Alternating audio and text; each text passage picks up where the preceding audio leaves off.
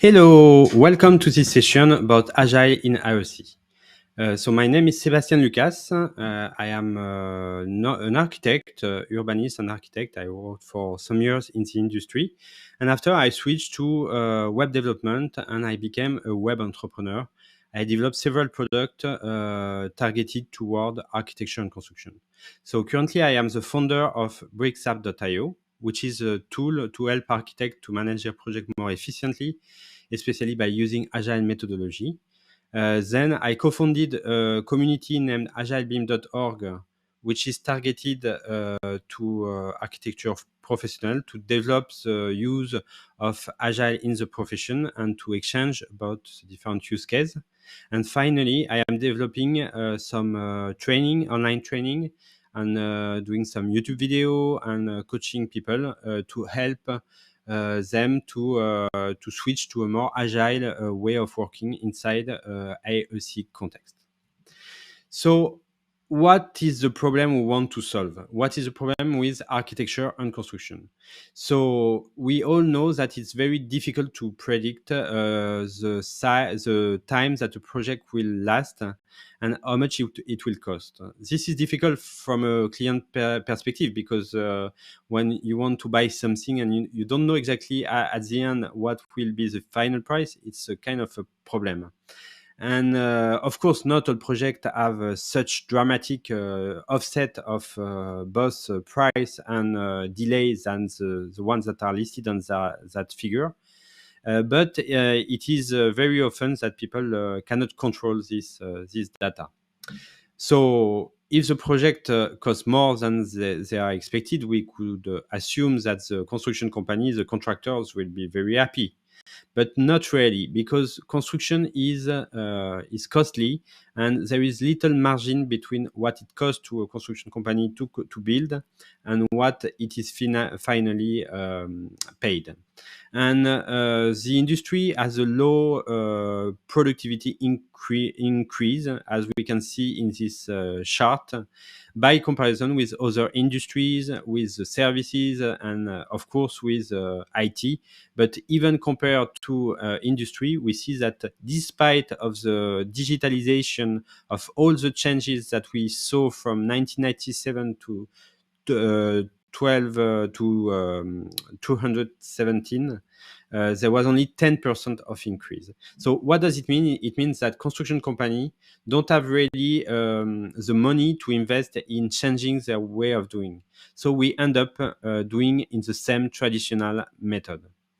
From the inside, so I will take maybe a point of view of an architect, because I am an architect, so it's a point of view I know more, but there is a lot of burnout, of overwork that could occasion some burnout. People are working too much. They are obliged to do it because we need to deliver a lot, but there is also inefficient workflow that often when you work for an architecture studio, you are not empowered to change this workflow. It could be a workflow imposed by the client or even internally.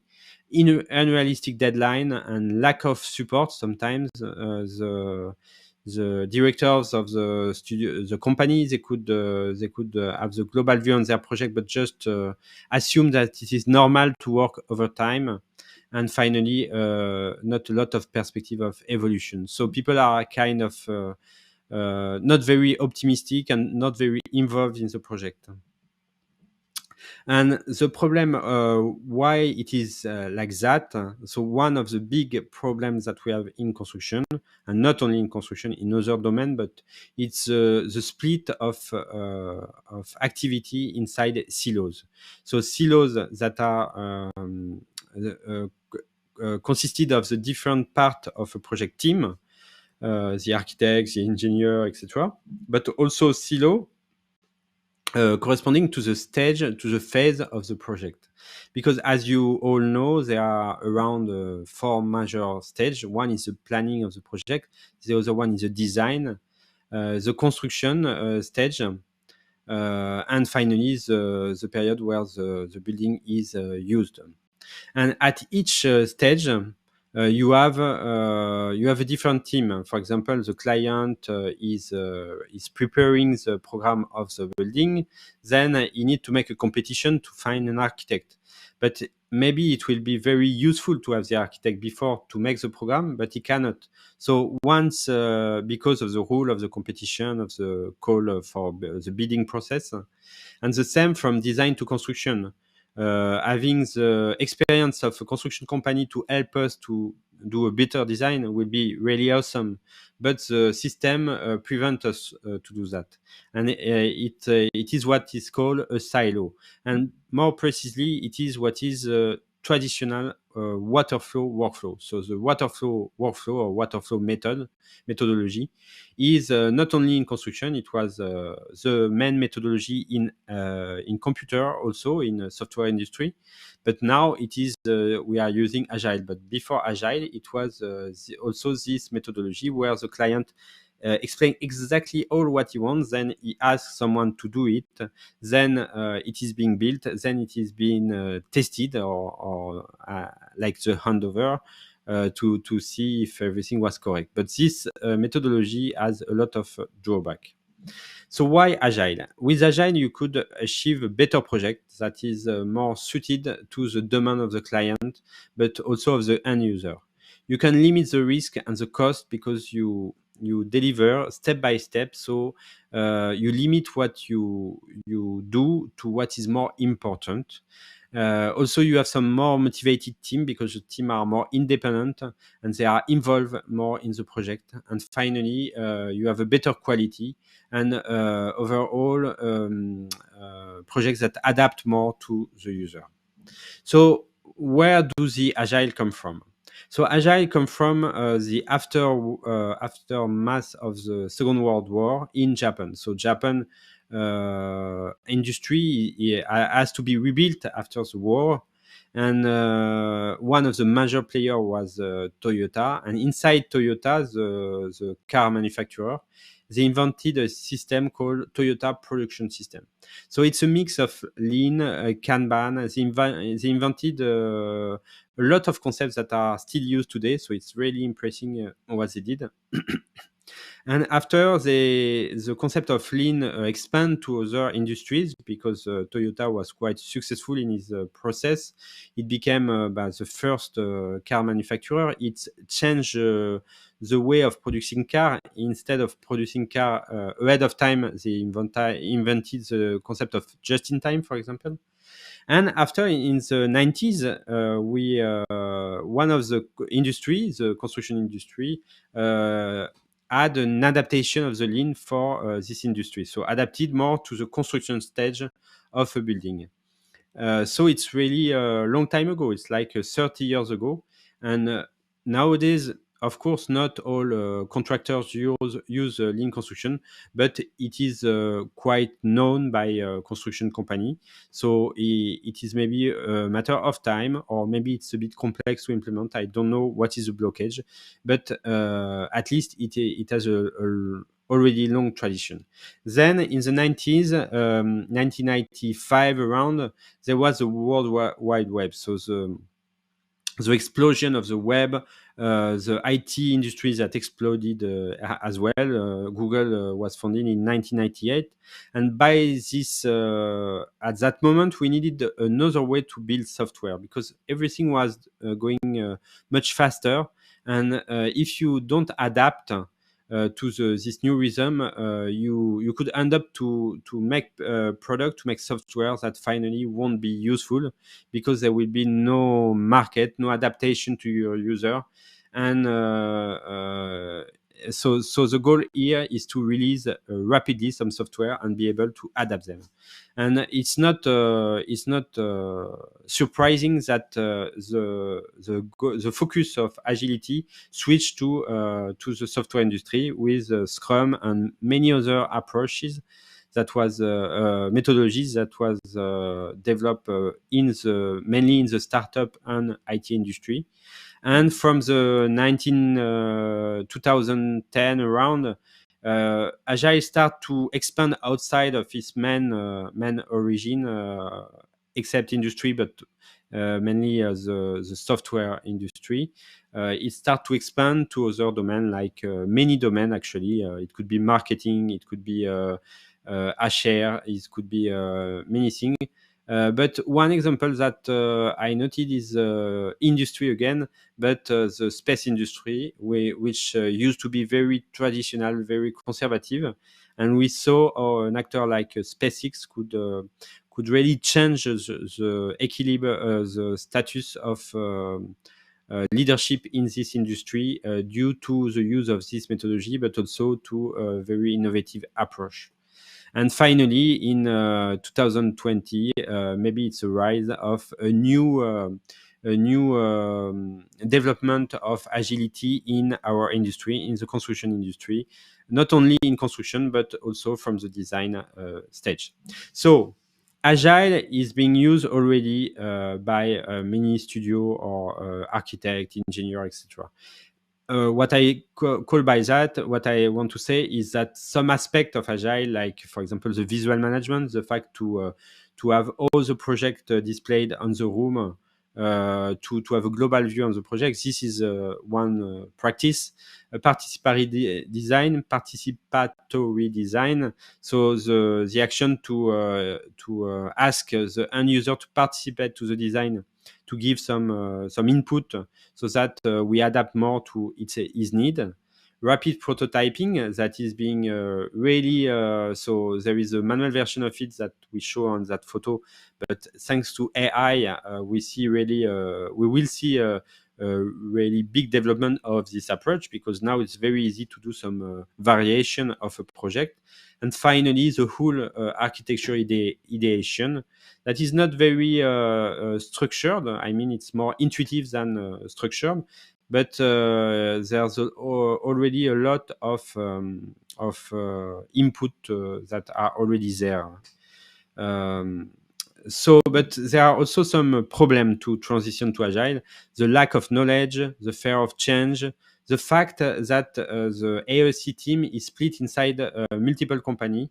And finally, the bidding process, the fact that, as we saw before, project is split in different stages with a bidding at each stage. So if you want to adopt Agile, the more important is not the methodology itself. It's not a methodology as you can really change. You are free to mix the methodology together, etc. But the more important is to have an Agile mindset. If you are in a silo mindset, for example, to say, okay, what I need to do is only that, and after when my role ends, I don't even look what succeed after. For example, this is a silo mindset. Is contradictory to the Agile mindset. So this is the more important. After you have some values that are explained in a document called the Agile Manifesto, some principle, and finally some framework. And inside each framework, you have some practices that you can use or not. So this is a kind of summary, a visual summary of the Agile Manifesto. I encourage you to look at it online. There are many illustrations that explain clearly, and you could adapt to AOC. It's not that different.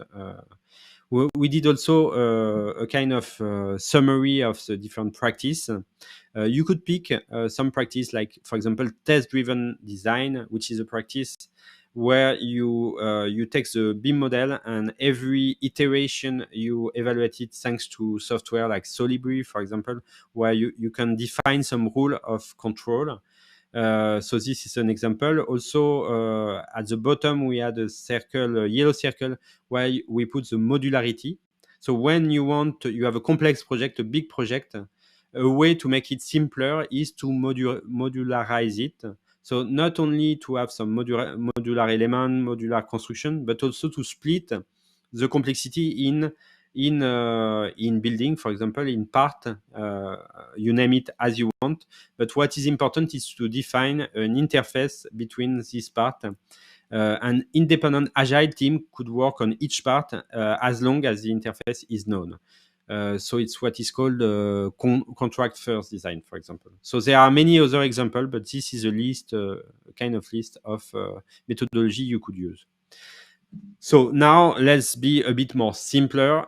If you want to start, this is a suggestion. If you are in a planning stage, you could interest to design thinking, which is a methodology to get the main idea rapidly, doing some rapid prototyping and having make the prototype tested by final user. You have the Kanban, which is a simple approach to start, very efficient, and a visual approach also, and that could be good for a period of time where everything is not known, which is typically what succeed behind when you prepare architecture competition.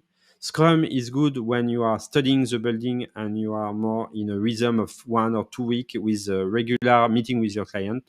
Lean construction is known for construction, so let's keep it. And Kanban could be reused after the project is complete for identifying problem and fix of the building. So the Kanban is very simple. You take your way of doing. So sorry, this legend is partially in French, but I think the drawing is self-explanatory.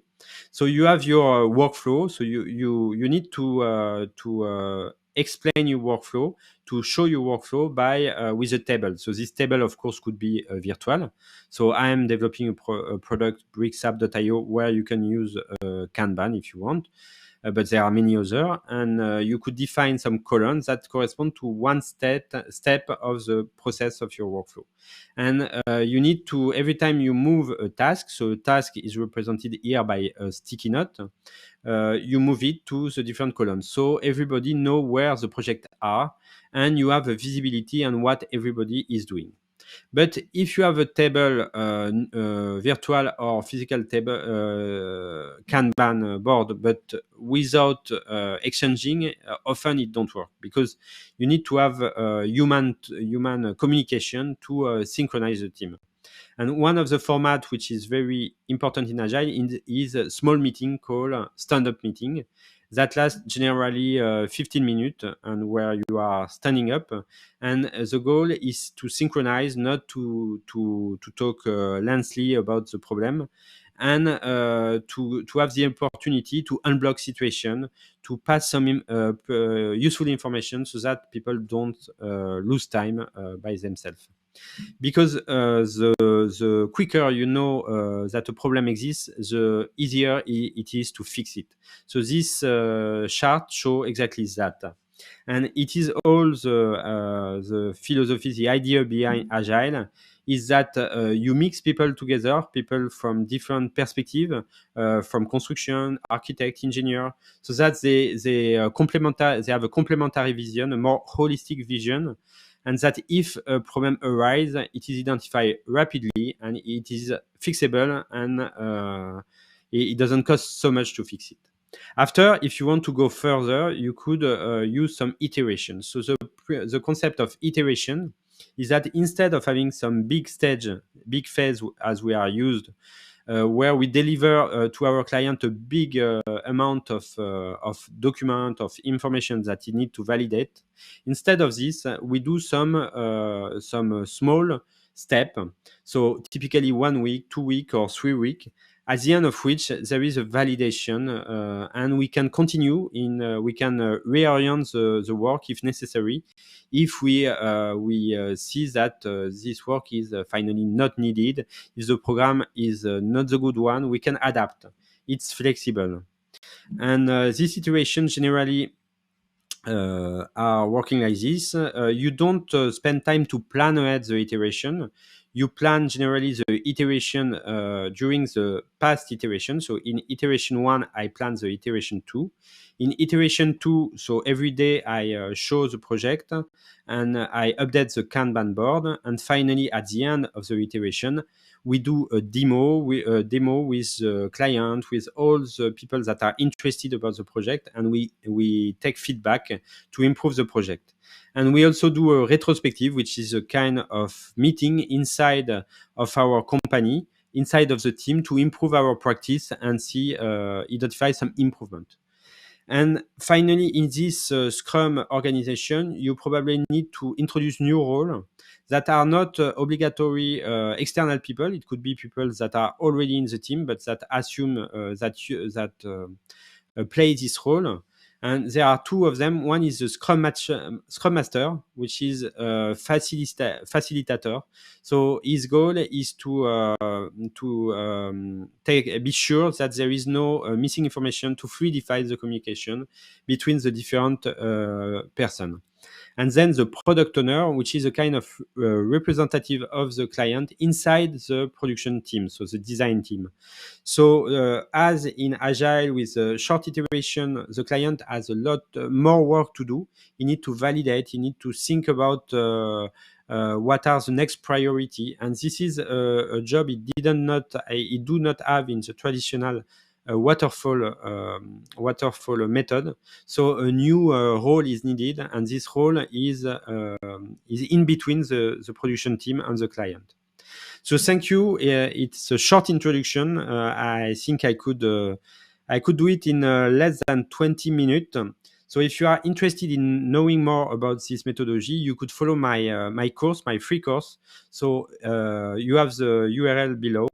And I hope you enjoy, and don't hesitate to ask me any question. Bye bye.